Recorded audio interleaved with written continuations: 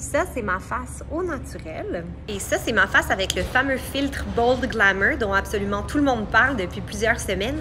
Au moment où on se parle, le filtre a été téléchargé près de 25 millions de fois. It's crazy. Depuis sa création, le filtre est accusé d'être trop réaliste, d'être dangereux pour la santé mentale et l'estime de soi et de faire la promotion de standards de beauté inatteignables.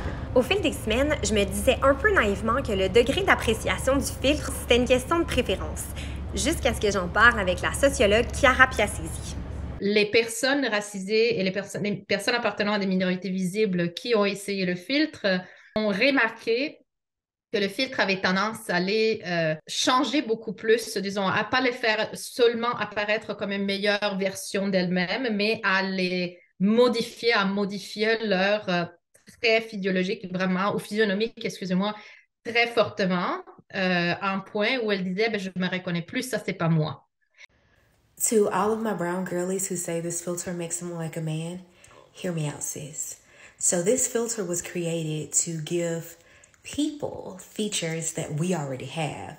Therefore, it's only going to sharpen what we already have, hence making us looking a little strong by the fates. C'est même le créateur un peu du filtre Bold Glamour qui attribue ça justement au fait que le filtre pêche dans toutes les images disponibles qui rassembleraient ou qui ont des traits similaires à celui de la personne qui utilise le filtre.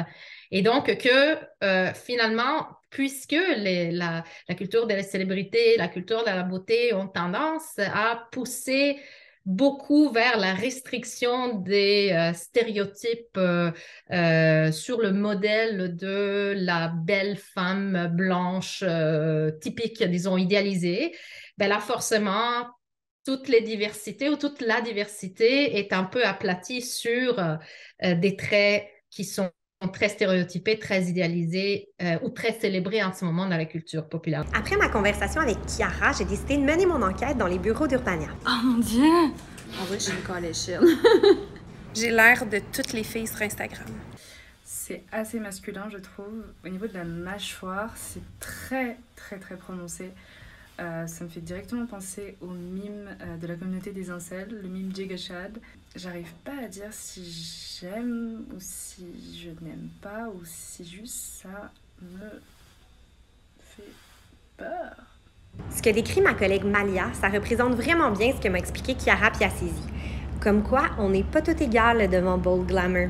Au fil de mes recherches, j'ai été surprise de recevoir un autre type de commentaires. C'est tellement grossier, j'ai des yeux dans le trait. Je trouve que j'ai l'air d'une brotte. Ouais, ben je passe de paysanne moyenâgeuse du nord de l'Europe à une reine du désert.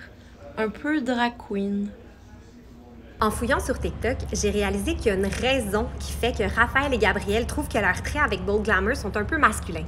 So when you start off with a softer, more feminine face and you make it a little bit more angular with the things that this filter does, it does make the person appear more beautiful by those standards.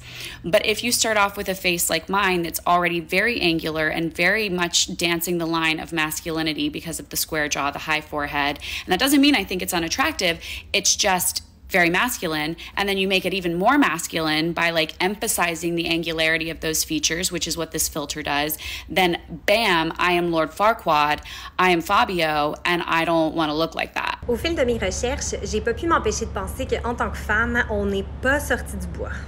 Yeah, Bold Glamour, it's really bold.